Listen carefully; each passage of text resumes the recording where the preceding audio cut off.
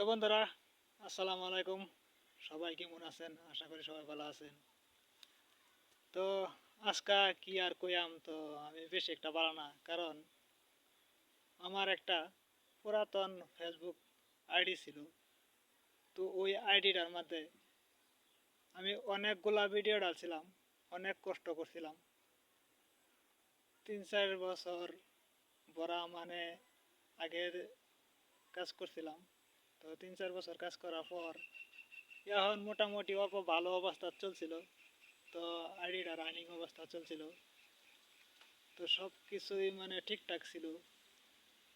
তখন প্রবলেমের মধ্যে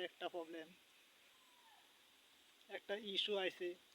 তো এই ইস্যুটার জন্য মানে মনটা অল্প ভাঙে গেছে। এখন এবং কি আর্নিং করার রাস্তা আগে গেছি। তো এই সময়টার মধ্যে আইডিটা নষ্ট হয়ে গেছে।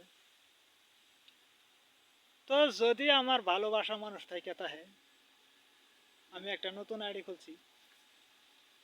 আইডিটার নাম হয়েছে খানসাপ। তো ওই আইডিটার মধ্যে প্রত্যেক দিন একটা ভিডিও পাইবেন।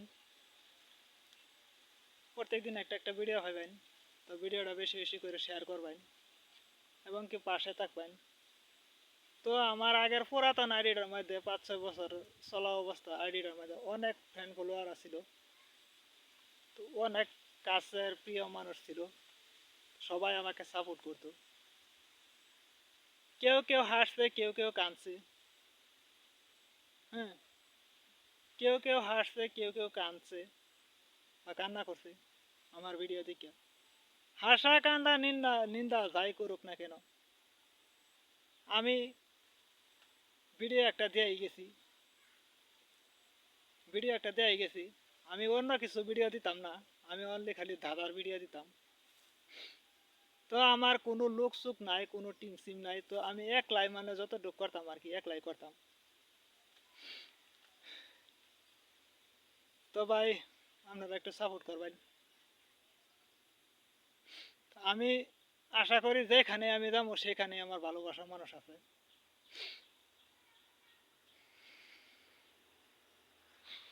4 বছর কষ্ট করার পরে